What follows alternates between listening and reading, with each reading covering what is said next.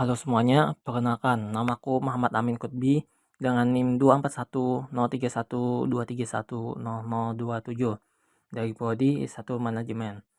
Di sini saya akan menjawab 5 pertanyaan dari matkul perilaku keorganisasian yang telah diberikan. Lanjut ke soal. Yang pertama, bagaimana menerapkan critical candor tanpa merusak trust? Beri contoh dialog. Nah, ada beberapa cara menerapkan critical candor tanpa merusak trust. Yang pertama, sampaikan masalah secara langsung tapi tetap sopan. Jangan ditunda atau dibiarkan berlarut agar masalah cepat selesai. Yang kedua, fokus pada perilaku dan dampaknya ke lingkungan sekitar, bukan ke pribadi orang tersebut. Yang ketiga, tunjukkan niat untuk membantu dan bukan untuk menyalahkan. Yang keempat, beri ruang untuk penjelasan dari orang yang diberi feedback agar mereka bisa memahami arahan yang telah diberikan. Yang kelima, arahkan ke solusi bersama setelah masalah disampaikan. Contoh dialog, halo Adit, boleh ngomong sebentar soal kerjaan kamu? Ya Pak, ada apa? Beberapa minggu ini saya lihat kamu ada beberapa deadline tugas yang mundur dan ini berpengaruh ke alur kerja tim. Ada hal yang lagi bikin kamu kesulitan akhir-akhir ini. Maaf Pak, belakangan ini saya keteteran karena ada beberapa tugas yang numpuk di waktu yang bersamaan. Jadi saya kesulitan bagi fokus, terutama di bagian laporan dan koordinasi. Oke, saya paham. Saya gak lagi nyalahan kamu, tapi ini memang perlu kita atur supaya gak terus kejadian. Kalau kondisinya terus seperti itu, kita perlu cari cara biar beban kerja kamu lebih ke manage. Menurut kamu bagaimana, bagian mana yang paling bikin berat dan apa yang bisa kita ubah supaya lebih terkendali? Iya Pak, saya juga merasa problemnya di pembagian waktu dan prioritas. Kadang semua terasa urgent, jadi saya bingung harus mulai dari mana. Kalau bisa mungkin saya butuh bantuan Bapak atau bantuan prioritas kerja. Oke, aku bantu. Berarti kita bisa mulai dari merapikan prioritas kerja kamu dulu. Dan kalau perlu kita pecah deadline supaya nggak numpuk di waktu yang bersama. Oke, kita atur sama-sama. Ya, siap Pak. Terima kasih telah membantu.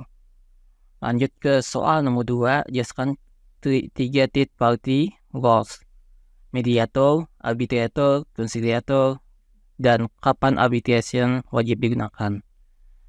Nah, tiga third party roles dalam konflik yaitu mediator, arbitrator, dan conciliator. Yang pertama, mediator. Pihak ketiga yang membantu kedua pihak berkonflik untuk berdiskusi dan menemukan solusi bersama tetapi tidak memberi keputusan. Mediator hanya memfasilitasi komunikasi agar lebih terarah dan tidak emosional. Yang kedua, arbitrator. Pihak ketiga yang tidak hanya mendengar kedua pihak tetapi juga mengambil keputusan akhir yang mengikat. Keputusan arbitrator harus dipatuhi oleh kedua pihak seperti hakim dalam penyelesaian sengketa. Yang ketiga, konsiliator. Pihak ketiga yang perannya lebih pasif dibandingkan mediator. Konsiliator biasanya mempertemukan kedua pihak dan membantu membuka komunikasi, tetapi keterlibatannya tidak intens dalam proses negosiasi. Kapan arbitration wajib digunakan? Arbitration digunakan ketika konflik tidak bisa diselesaikan melalui negosiasi atau mediasi. Kedua pihak membutuhkan keputusan final yang tegas, diperlukan penyelesaian yang cepat dan formal. Ada perjanjian sebelumnya bahwa sengketa akan diselesaikan melalui arbitrase, clause arbitration. Konflik bersifat serius, terutama dalam kontrak bisnis atau hubungan kerja yang sudah buntu. Lanjut ke soal nomor 3, jelaskan institusional teori.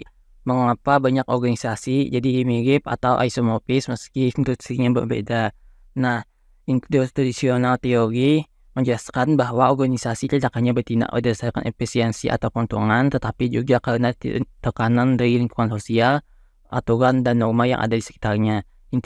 Intinya organisasi berusaha terlihat sah dan diterima secara sosial atau legitimasi, bukan hanya sekadar efektif secara teknis. Mengapa organisasi jadi mirip atau isomorfis meskipun industrinya berbeda?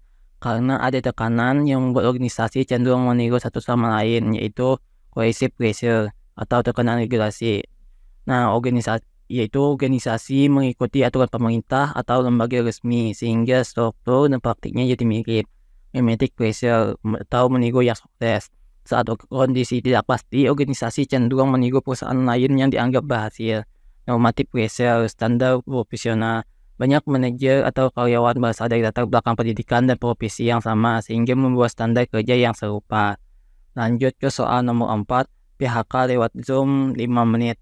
Karyawan yang tinggal jadi takut. Gimana cara PHK yang lebih manusiawi? PHK tidak seharusnya dilakukan secara singkat, dingin, atau tanpa penjelasan karena dampaknya besar bagi psikologis karyawan dan kepercayaan di tempat kerja. Cara yang lebih manusiawi yaitu yang pertama dilakukan dengan waktu dan tempat yang layak. PHK disampaikan dalam percakapan hal khusus tatap muka atau video call, bukan obrolan singkat atau sepintas. Sampaikan alasan dengan jelas. Jelaskan secara profesional kenapa PHK terjadi, misalnya karena kondisi perusahaan atau restrukturisasi, bukan kalimat yang terlalu umum atau mengambang.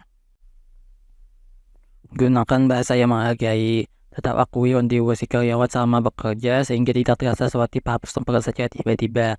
Berikan ruang untuk merespon. Karyawan perlu kesempatan untuk bertanya, memahami situasi, dan menyampaikan perasaan atau pendapatnya. Berikan dukungan setelah PHK, misalnya pesangon yang jelas, surat rekomendasi, atau bantuan transisi pekerjaan. Terakhir, soal nomor 5, setelah layoff, karyawannya tinggal kerja 2 kali lipat, tapi gaji sama, banyak yang burnout. Ini survival syndrome. Program HR apa yang dibutuhin? Oke, yang pertama rekonstruksi beban kerja, workload redesign. HR perlu menyesuaikan ulang pembagian kerja agar tidak otomatis ditumpuk ke karyawan yang tersisa.